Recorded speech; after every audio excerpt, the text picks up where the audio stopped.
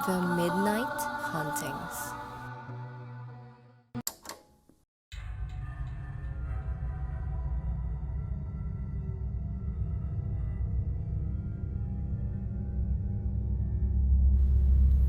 Magandang araw mga ka-midnight. Ako si Rex. Ang kwentong ito ay pinadala ng isa nating tagapakinig at ito ay tungkol sa isang lalaki na umuwi sa probinsya nang mamatay ang kanyang lola. At misteryosong tila naririnig niya ang hele nito tuwing gabi. Ako si Sam at nangyari ang aking kwento ilang taon na ang nakalipas. Ilang dekada ko nang hindi nakikita ang aking lola simula nang umuwi siya ng probinsya. Kaya naman nung siya ay namatay, ay unang beses kong umapak sa kanyang bahay ulit. May pagkaluma ngunit malaki ang bahay ni Lola Rosa sa probinsya. Pinamana daw sa kanya ito ng kanyang mga magulang at dito rin siya lumaki. Nung nagpamilya si Lola, ay lumuwas siya ng Maynila at hindi nakauwi ng matagal. Pero nung bumukod ang aking ama, ay bumalik siya rito. Natatandaan kong napakamalapit sa akin ni Lola Rosa tuwing kami ay dumadalaw sa probinsya. Sa kanya daw ako palagi nagpapakarga at sunod ng sunod kung saan man siya pumunta. Ngunit nung ako ay lumaki-laki na, ay hindi na kami gaano nakakabisita. Hindi na din kasi kinaya ng gastusin sa pamasahe dahil ako ay nagsimulang mag-aral na, kaya hindi na kami nakabisita kay Lola. Nung ako ay nanatili sa bahay niya matapos ang libing, ay saktong may narinig akong pamilyar ngunit nakakakilabot na tunog sa labas ng bintana. Pagsilip ko ay naaninag ko ang isang tila matandang babae na nakaputi at siya ay humuhuni ng isang awiting. Sa malayo ay napansin kong tila kahawig niya si Lola Rosa at dun ko napagtanto na ang inaawit nitong kanta ay angheles sa akin noong bata pa ako. Nangilabot ang aking buong katawan dahil saktong mag-isa akong naiwan sa bahay ni Lola. Sa mga kapatid ng aking ama kasi muna nakituloy ang aking mga magulang kaya wala akong kasama. Agad akong nagsara ng mga bintana at nagdasal habang nanginginig sa takot. Buong gabi kong naririnig ang hele ni Lola Rosa kaya nahirapan akong makatulog. Lalo na't ramdam ko ang paglapit ng boses ng umaawit nito sa aking bintana. Nang dumating ang aking mga magulang kinabukasan, ay agad kong kwinento ang nangyari. Ayon sa kanila, ay baka nagparamdam daw ang aking lola dahil malapit ito sa akin at hindi dapat ako natakot. Pinaliwanag kong nais kong makita ulit si Lola Rosa, ngunit kakaiba ang presensyang narinig ko nung gabing iyon, na tila nababalot ng panganib at kababalaghan. Sa huling araw ng pananatili namin sa probinsya ni Lola Rosa, ay ako ang naatasan na kumuha ng ilang gamit niya. Balak naming mag-uwi ng ilang litrato at mga libro ni Lola pabalik namin sa Maynila. Habang nagliligpit ako, ay nakita ko ang litrato naming dalawa. Sa litrato ay buhat niya ako bilang isang sanggol at ayon sa aking mga magulang, ayun daw ay yung araw na napatulog ako ni Lola Rosa sa kanyang paghele sa akin. Simula daw nun ay naging malapit na ako sa kanya at lagi siyang hinahanap kapag napapalayo. Muli kaming nalungkot sa alaala ni Lola Rosa, lalo na't sariwa pa ang kanyang pagkamatay. Lahat kami ay nagsisisi na hindi namin siya gaanong naasikaso sa kanyang pagtanda, ngunit siya din mismo ang nagsabi kasi na nais niyang maging mapag-isa. Nung gabing iyon ay nahihirapan akong makatulog ng maayos dahil tila binabangungot ako. Pakiramdam kong may nagmamasid sa akin at hirap akong makahinga. Nang namulat ang aking mga mata, ay dun ko muli narinig ang paghuni sa labas ng aking bintana. Nagpakita na naman ang multo at dun ko tinapangan ang aking sarili. Dahil kung si Lola Rosa nga ito, ay naisip kong baka may nais siyang sabihin o ibabala sa akin. Ngunit nang mapansin kong lumulutang ito papalapit sa akin, ay dun ko nakita ng malinaw ang mukha nito. Dun ko napagtantong hindi si Lola Rosa ang kaluluwang umaawit, kaya agad kong sinara ang aking bintana at agad na sinabihan ang aking mga magulang. Saktong nagising din daw sila nang marinig ang pag-awit at agad na napagtantong iba ang boses nito kay Lola. Naisipan namin basahin ang talaan ni Lola Rosa. Doon namin napag-alaman na natutunan daw niya ang kanta sa kanyang ama na isang albularyo. Inaawit daw ito ng kanyang ama tuwing may dinadasalan na bahay, kaya naisip niyang pantaboy ito ng masamang espiritu. Kinabukasan ay naghanap kami ng albularyo para alamin ang ibig sabihin ng kanta at nagulat kami sa kanyang sinabi. Dahil sa akala naming panlaban sa masamang kaluluwa, ay isa palang pantawag di umano sa mga maligno.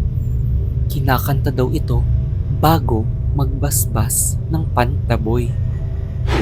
Malamang daw ay ginaya ng isang maligno ang awitin ni Lola Rosa at ito ang umaaligid sa bahay ng isang dating albularyo.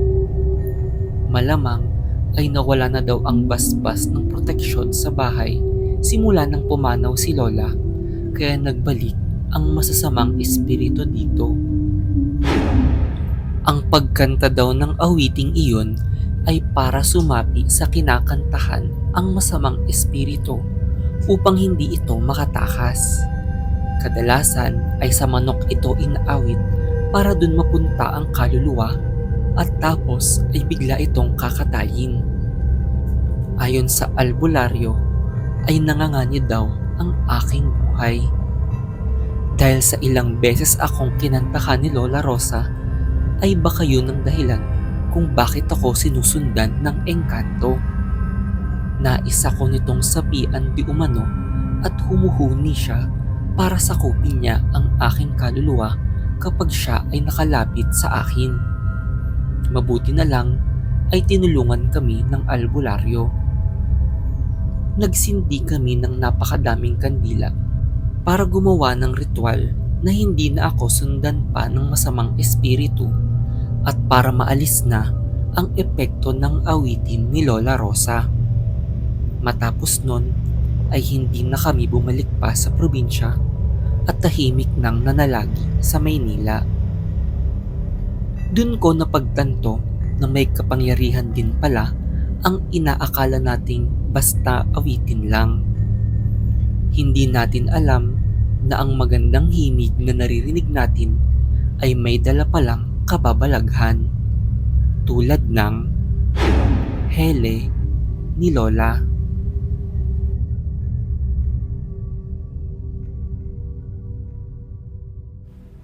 Magandang araw mga ka-midnight. Ako si Rex. Ang kwentong ito ay pinadala ng isa nating tagapakinig at ito ay tungkol sa isang lalaki na nakakakita ng batang sunog simula nang hindi niya ito nailigtas bilang isang bumbero, kung saan sinusundan siya nito sa misteryosong dahilan. Ako si Ray at nangyari ang aking kwento ilang taon na ang nakalipas. Nag-umpisa ang lahat nung umagang ako ay gumising na masakit ang ulo dahil sa aking pag-inom nung kinagabihan. Nagmadali akong kumilos dahil kinailangan ko nang pumasok sa aking trabaho bilang isang bumbero. Pagdating ko sa istasyon ay medyo nahihilo pa ako, ngunit nang mag-alarmang may sunog ay agad na luminaw na ang aking pag-iisip. Kinamusta ako ng aking mga kasama sa trabaho dahil alam nilang nagluluksa ako sa pagkamatay ng aking matalik na kaibigan. Isa din siyang bumbero tulad ko at namatay siya sa sakit kaya ako nag-inom buong gabi dahil anibersaryo ng kanyang pagkamatay noon. Sinabi kong ayos lang ako at nagtanong kung saan ang sunog dahil pamilyar ang aming dinadaanan. Nagulat ako pagdating ng aming truck. Dahil ang gusaling nasusunog ay ang aking tenement na tinitirhan at kumalat sa ibang katabing apartment.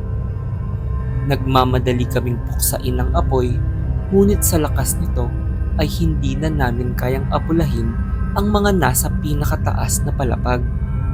Doon ko napansin ang isang kwarto. May isang bata na naiwan sa taas at rinig na rinig namin ang pagpalahaw nito.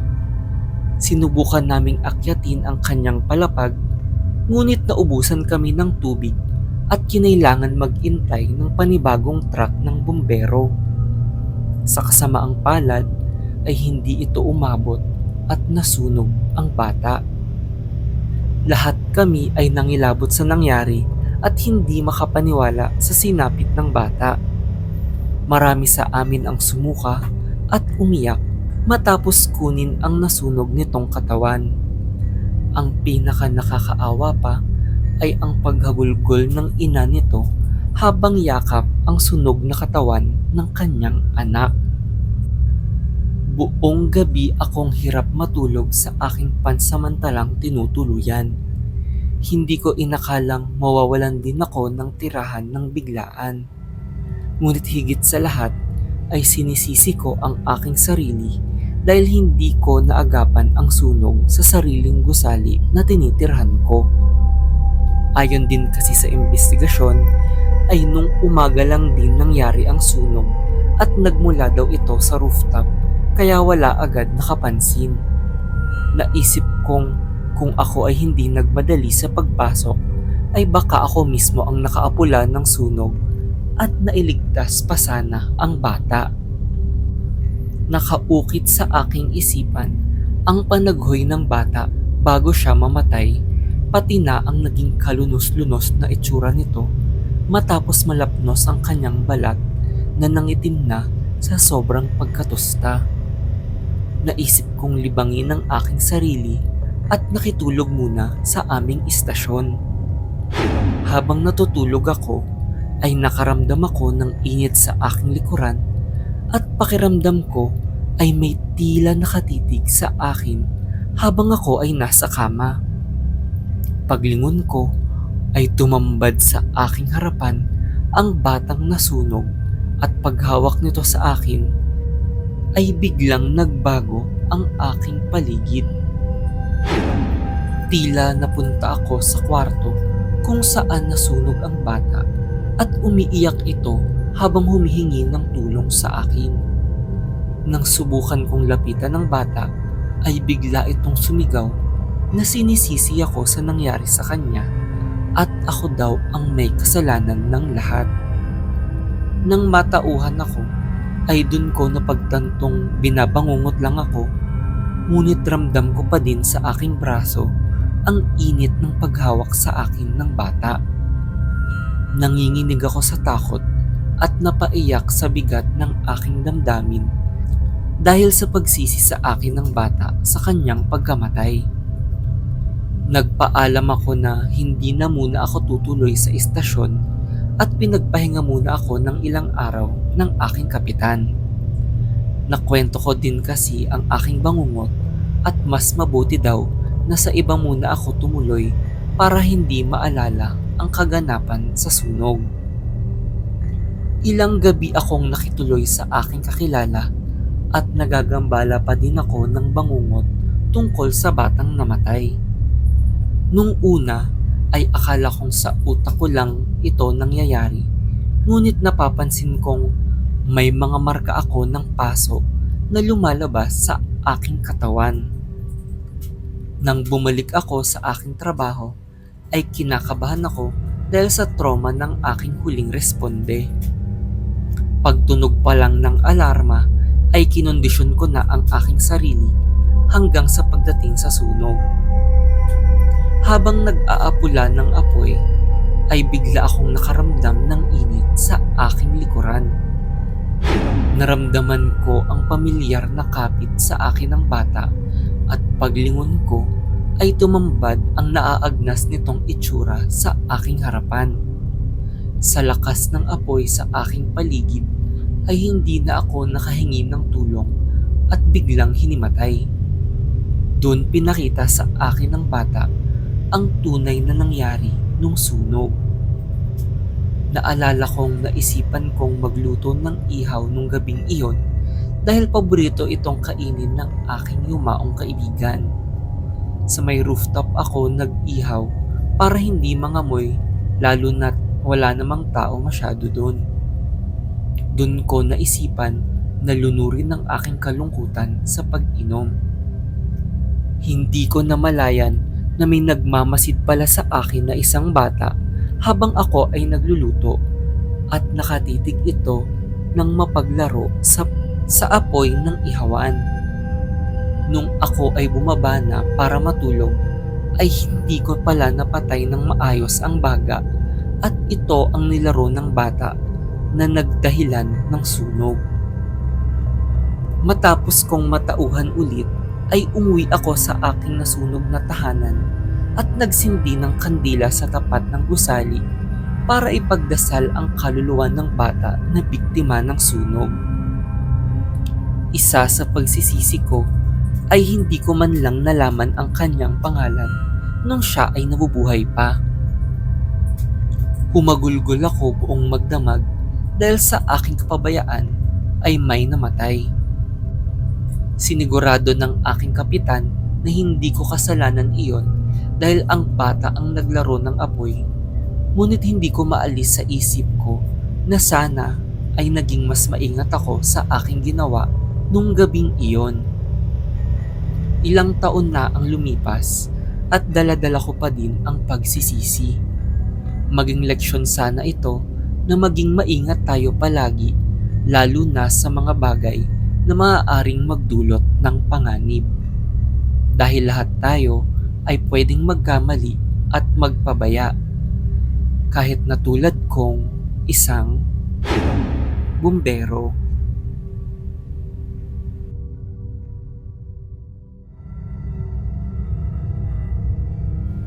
Magandang araw mga ka-midnight. Ako si Rex. Ang kwentong ito ay pinadala ng isa nating tagapakinig at ito ay tungkol sa isang babae na may nakilalang bata na ampon di umano ng kanyang kapitbahay, kung saan pinaniniwala ang mga aswang ang mga naninirahan dito.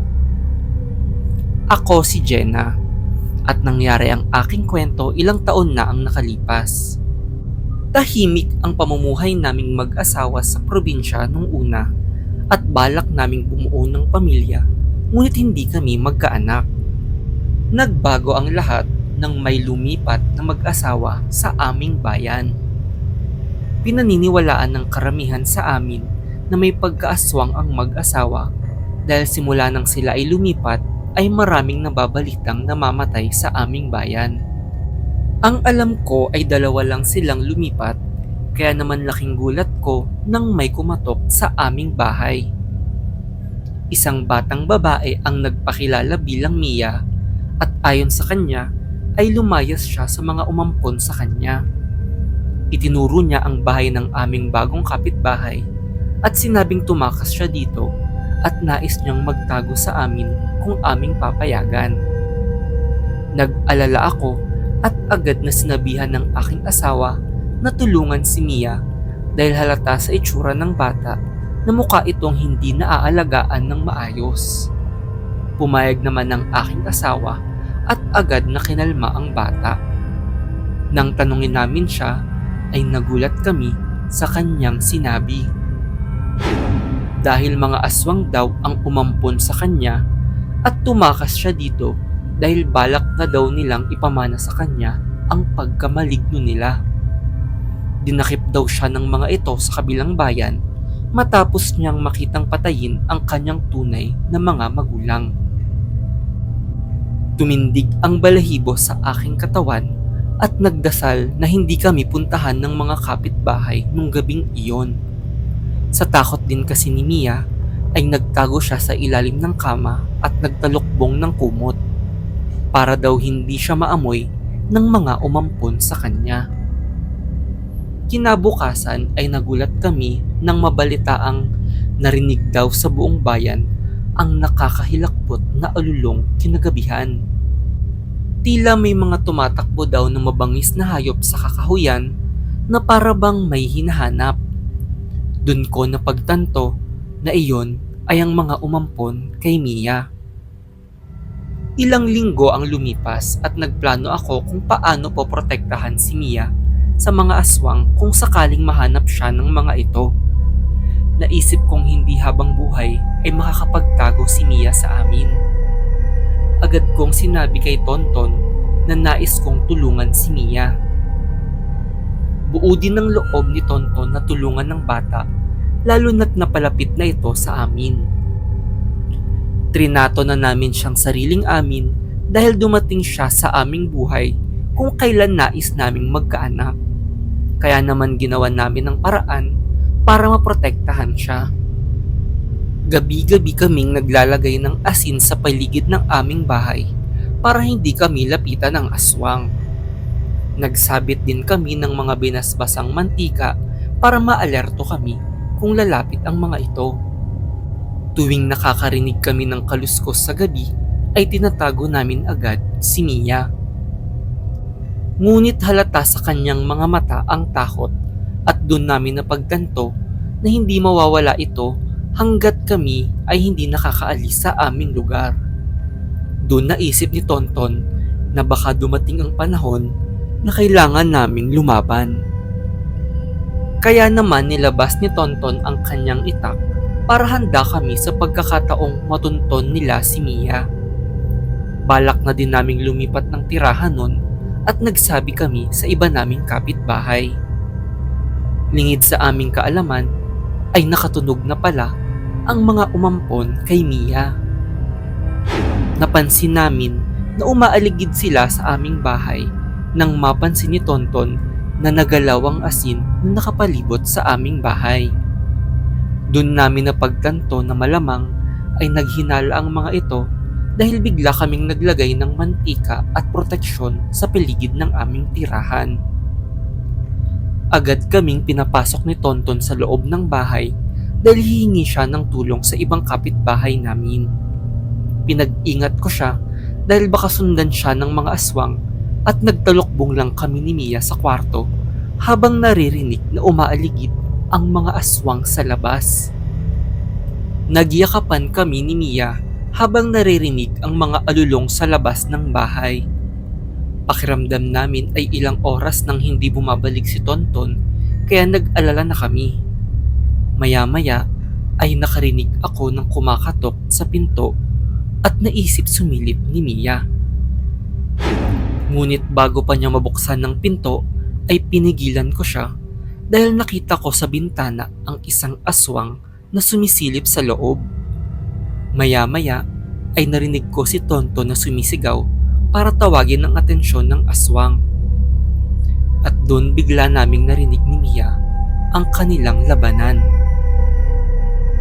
Nang sumilip ako sa labas, ay nakita ko ang isang hugis sa sahig na duguan. Ngunit dahil sa dilim, ay hindi ko sigurado kung si Tonton ba ito o isang aswang. Tahimik akong umiiyak at nagdadasal na sana buhay pa ang aking asawa, ngunit hindi ko mahanap ang lakas para alamin pa. Doon ko napansin na si Mia na mismo ang dumampot ng itak na nasa loob at siya ang lumapit sa pinto. Nang bigla itong bumukas, ay sumigaw si Mia at agad na sinaksak ang nagbukas nang hindi tinitignan kung sino ito. Sa kasamaang palad, ay si Tonton pala ang nagbukas ng pinto. Tumumba ang aking asawa sa labas at humagulgol si Mia dahil mali ang kanyang naatake. Kinalma siya ni Tonton at sinabi niyang napuruhan din siya ng mga aswang at alam niyang hindi iyon sinadya ni Mia.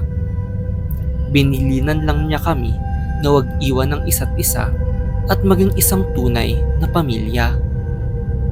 Huli na ang lahat nang dumating ang ibang mga kapitbahay na hiningan ng tulong ni Tonton.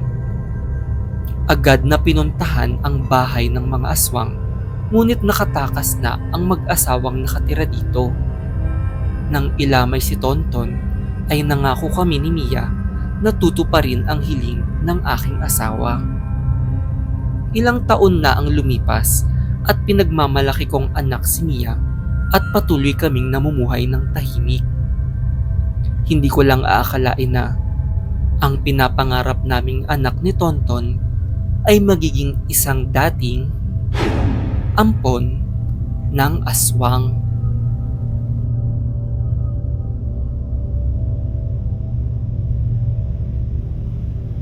Magandang araw mga ka-midnight. Ako si Rex. Ang kwentong ito ay pinadala ng isa nating tagapakinig at ito ay tungkol sa isang babae na nagbantay sa burol ng yumao niyang kambal, kung saan tila nagpaparamdam ito sa kanya sa hindi mapaliwanag na dahilan. Ako si Joyce at nangyari ang aking kwento ilang taon na ang nakalipas. Sa hindi inaasahang pagkakataon kasi ay naaksidente ang aking kambal at nayanig ang buhay namin sa pamilya. Kinailangan umuwi ng aming mga kamag-anak sa ibang bansa para bumisita. Sa isang lokal na punerarya kami nagburol dahil sa dami ng mga kamag-anak namin ay hindi kakasya sa bahay. Ang aming mga magulang ang toka sa pakikipag-usap sa kanila, habang ako naman ang madalas na naiiwang bantay para sa aking kapatid. Sobrang malapit kami ni Janice sa isa't isa at bukod sa siya ang aking pinakamatalik na kaibigan ay magkamukha kami maliban sa kanyang nunal sa mata banda. Nawala sa aking buhay ang kalahati ko at hindi ako sanay na hindi na makita ang aking kambal. Gayunpaman ay pinaling ko na lang ang aking atensyon sa pag-asista sa mga bisita. Ngunit maya-maya ay napansin kong tila iisa lang ang kanilang bulong-bulungan. Nakakaiba daw ang pakiramdam nila sa puneraryang ito at may iilan daw na nakita ang aking kambal. Nakita daw nila ang kaluluwa ni Janice na tila nakalutang sa may pasilyo sa labas. Ang iba naman ay naririnig daw ang panaghoy nito na parang humihingi ng tulong. Ang nakakakilabot pa ay tila tinatawag daw niya ang aking pangalan habang umiiyak. Tumindig ang balahibo ko nang marinig ang kanilang mga kwento at hindi makapaniwalang nagparamdam ang kaluluwa ng aking kambal. Napaisip ako dahil nakulong na ang taong nakasagasa sa kanya, kaya bakit pangalan ko ang tinatawag niya? Inisip kong maigi kung may kasalanan ba akong nagawa sa kanya at bakit ako ang kanyang hinahanap. Sa totoo lang ay hinihiling kong sa akin siya magpakita para makausap man lang siya sa huling pagkakataon dahil hindi ko iyon nagawa dahil sa biglaang pagkamatay niya. Nung araw kasi na siya ay nasagasaan ay ang araw na hindi ako sumama sa kanya nung nag-aya siyang gumala. Dala-dala ng konsensya ko na baka sakaling ligtas siya kung sinamahan ko siya nun. Maya-maya ay naputol ang aking pag-iisip nang magpaalam ang aking pamilya. Ihahatid na daw kasi ng aking mga magulang ang iba naming kamag-anak muna at may iwan ako saglit na mag-isa sa pagbantay sa burol. Isa-isa na daw kasi silang babalik sa ibang bansa kaya ilang gabi akong maiiwan. Ayos lang ito sa akin dahil gusto kong makasama lang si Janice. Habang mag-isa kasi ako ay kinakausap ko si Janice at kinikwentuhan ng mga nangyari sa akin. Nung buhay pa kasi siya ay siya lang din ang napagsasabihan ko palagi. Habang mag-isa ay naglibot muna ako sa punerarya at nakasalubong ang may-ari nito. Nagpakilala ang matanda na si Mang Delio at mabait naman ito kausap. May pagkamadaldal ito at makwento, kaya naman hindi na ako nahiyang magtanong tungkol sa kasaysayan ng kanyang punerarya. Sinabi ko din kasing marami ang kakaiba ang pakiramdam dito. Ayon kay Mang Delio, dati daw kasing libingan ito noong panahon ng gera, kaya pinaniniwala ang maraming kaluluwa ang pagala-gala dito. Sinabi din niya na hindi ito unang beses na may nagtanong sa kanya at siya daw mismo ay nakakakita ng mga kaluluwa dito. Namataan daw niya ang kaluluwa ni Janice nung isang gabi na pagala-gala sa labas ng morgue at dun daw madaming nagpaparamdam ng kaluluwa. Binalaan niya ako na may mga inatake daw sa puso pag sumisilip sa morgue dahil sa mga kaluluwang nakikita dito. Kinilabutan ako sa kanyang sinabi at hindi makapaniwalang marami na din pala ang nakaranas ng kababalaghan sa punerarya na ito. Tinapangan ko ang aking sarili dahil alam kong hindi ako sasaktan ni Janice at tila siya pa ang humihingi ng tulong sa akin. Sa totoo lang ay gusto kong muling makita ang aking kambal, kaya naman naisip kong maglibot pa sa punerarya mag-isa dahil nagbabaka sakali akong magpakita siya sa akin. Ngunit nung huling araw ng burol niya ay doon pala siya magpaparamdam sa hindi magandang dahilan. Nang maiwan akong mag-isa habang nagbabantay ay saktong biglang nag-brownout sa buong barangay. Nagsindi ako ng kandila at naisip na hanapin si Mang Delio para may makausap ako. Ngunit maya-maya ay nakaramdam ako ng malamig sa aking likuran. Pagsilip ko sa aking likod ay naaninag ko ang imahe ni Janice at dahan-dahang humarap sa kanya. Kita ko sa kanyang muka na umiiyak siya at tinatawag ang aking pangalan. Tinatanong ko kung anong kailangan niya at may tinuro lang siya sa aking daan. Napansin kong sa morgue siya nakaturo, kaya naman naisip kong puntahan ito at nasilip na may ginagawa si Mang Delio. Ayaw ko na sanang abalahin siya, ngunit naramdaman kong inuudyokan ako ng aking kambal. Pagsilip ko ay nakarinig ako ng ungol at ako ay kinilabutan. Doon ko napag-alaman na binababoy pala ni Mang Delio ang mga patay na dinadala sa kanya at malamang ayun din ang ginawa niya sa katawan ng aking kambal. Agad ko siyang kinuhaan ng litrato, ngunit nakita niya ako at nahabol palabas. Mabuti na lang ay tumawag muna ako ng mga pulis at saktong naabutan nila ang pag-atake sa akin ni Mang Delio at nakulong ito. Sa kasamaang palad ay alam kong yun lang ang dahilan para mapakulong siya dahil wala pang batas sa Pilipinas laban sa paghalay sa mga patay. Ang pampalubag ko na lang sa aking sarili ay matatahimik na ng tuluyan ang kaluluwa ng aking kambal na si Janice. Mabuti na lang ay nagampanan ko ang aking tungkulin sa kanya sa huling pagkakataon bilang kapatid at bilang bantay sa burol.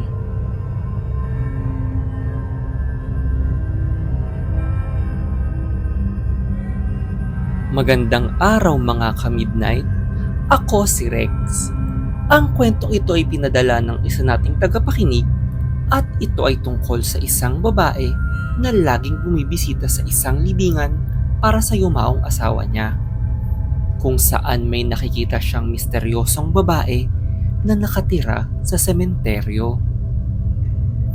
Ako si Linda at nangyari ang aking kwento ilang taon na ang lumipas. Nagsimula ito nang pumanaw ang aking asawa dahil sa isang aksidente at nayanig ang aking buhay. Sa aking pagluluksa ay araw-araw kong dinadalaw ang kanyang libingan. Labis kasi ang aking kalungkutan, lalo na't biglaan ng kanyang pagkamatay. Kaya naman lagi akong dumadaan sa sementeryo tuwing tapos ng aking pasok galing trabaho. Dahil doon ay may isang tagalinis na aking nakilala na nagpakilalang Mang Isko. Mabait si Mang Isko at siya ang nagturo sa akin ng mga daan sa sementeryong medyo nakakaligaw sa laki at dami ng libingan sa paligid. Siya din ang unang nakakita sa aking humahagulgol mag-isa nung ako ay bumisita sa libingan ng aking asawa. Sobrang bigat sa akin ng pagkamatay ng aking asawa dahil ang aksidente niya ay nangyari ilang araw lang matapos naming ikasal. Balak pa naming bumuo ng pamilya, ngunit bigla na lang itong naglaho.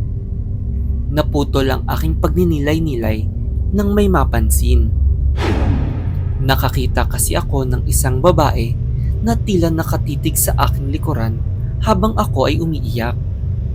Maya-maya ay bigla itong naglaho na parang bula at napansin kong may kumakaluskos malapit sa akin. Nang silipin ko ito ay nagulat ako dahil nakayuko ang babae sa sahig. Dun ko napagtanto na ang kaluskos na aking narinig ay ang pagkain nito sa mga pagkain na iniwan sa mga libingan. Nagmadali akong umalis dahil kakaiba ang pakiramdam ko sa babae. Nalungkot ako na ang alay ng pamilya sa kanilang yumao ay kinain lang nito. Naaawa ako sa ibang nakatira sa sementeryo dahil naisip kong siguro ay wala silang matirhan kaya pinili nilang manatili na lang sa isang sementeryo. Ngunit ang iba kasi sa kanila ay tila walang galang sa pagluluksa ng mga namatayan at nabababoy ang ibang puntod dito. Naisip kong nais kong kausapin si Mang Isko tungkol dito dahil siya ang inaabutan ko na tagalinis sa puntod ng aking asawa. Bibilinan ko siyang ayos lang na may kumuha ng mga iniiwan ko dito. Huwag lang hayaan na ihian o dumihan ang pwesto ng aking asawa. Nag-iwan din kasi ako ng litrato sa puntod niya ilang linggo ang nakaraan at bigla itong nawala. Napansin ko din na para bang may hukay sa paligid nito at nag-aalangan akong baka may humukay sa katawan niya at nagnakaw ng kanyang mga kasuotan. May mga nababalita din kasi noon na ganun ang ginagawa nila sa mga bagong patay na kinukuhaan ng mga alahas at damit. Ayon naman kay Mang Isko ay binabantayan niya ang puntod ng aking asawa at sinigurado niyang walang gumagalaw daw dito. Isang gabi ay muling nagpakita sa akin ng babae at kinalabutan ulit ako. Kakaiba kasi ang galaw niya kaya umiwas ako sa kanya para isipin niyang hindi ko siya nakitang kumakain ng pagkain sa mga puntod. Bago ako umalis ay lagi na lang itong naglalaho bigla. Nakwento ko kay Mang Isko ang tungkol sa babaeng umaaligid palagi malapit sa puntod ng aking asawa. Ngunit wala daw siyang naaabutan. Kakilala daw niya ang mga nakatira sa sementeryo dahil siya rin ay dito nakatira, ngunit wala naman daw bagong lipat. Dun ko naisip na tapangan ng aking loob at kausapin ng babae. Baka naligaw ito at kailangan ng tulong kaya nais kong abutan siya ng pera at ipakilala sa mga pwedeng tumulong sa kanya. Kinabukasan ng gabi ay saktong naabutan ko siya. Sumilip muna ako para tapangan ng aking loob at dun ko napansin na tila umiiyak ang babae.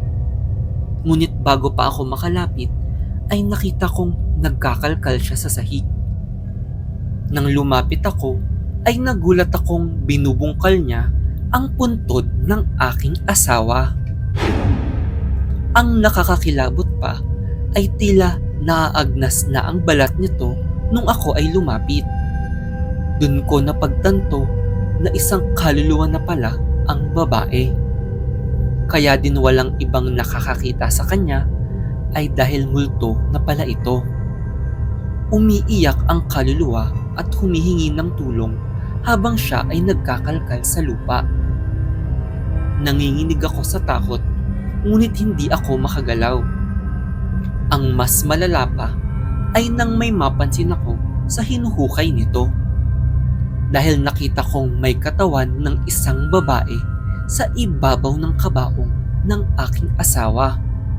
At dun ko napagtanto na pareho ito sa suot ng naghuhukay na kaluluwa. Bigla itong nagsalita at nagpaliwanag na kamamatay lang niya ilang linggo ang nakalipas at tinago ang kanyang katawan sa loob ng puntod ng aking asawa. Dun ko napagtanto na kaya pala naabutan kong tila may humukay sa puntod nung kamakailan. Ang gumahasa at pumatay daw sa kanya ay si Mang Isko at nagsinungaling ito sa sinabing pagbantay sa puntod ng aking asawa. Maya-maya ay nakarinig ako ng kaluskos at naaninag sa aking likod si Mang Isko na nakita na din ang kaluluwa ng kanyang biniktima. Biglang lumabas sa likod ni Mang Isko ang babae at tila hindi na ito makagalaw. Paulit-ulit na sinalaysay ng kaluluwa ang mga ginawa ni Mang Isko at doon ko napansin na may ibang kaluluwa ng mga babae pa ang lumabas at lumapit sa kanya na tila nagagalit. Sinugod ng mga kaluluwa si Mang Isko at doon ko naisip na malamang ay mga dating biktima niya ito at marami pang ibang nilibing sa ibang mga puntod. Agad akong tumakbo papalayo habang nanginginig sa takot ang matanda at agad akong tumawag ng pulis. Nahuli si Mang Isko at napatunayang siya ang pumatay sa babae at sa ilan pang biktima na natagpuan sa ibang puntod matapos makakuha ng ebidensya sa mga katawan nito. Simula nun ay hindi ko na nakita pa ang kaluluwa ng babae. Hindi na din ako nababalot ng kalungkutan tuwing bumibisita sa puntod ng aking asawa. Naisip kong kahit may trahedyang nangyari sa akin nang mamatay siya, ay nakapagbigay ako ng kapayapaan at hustisya sa babae sa libingan.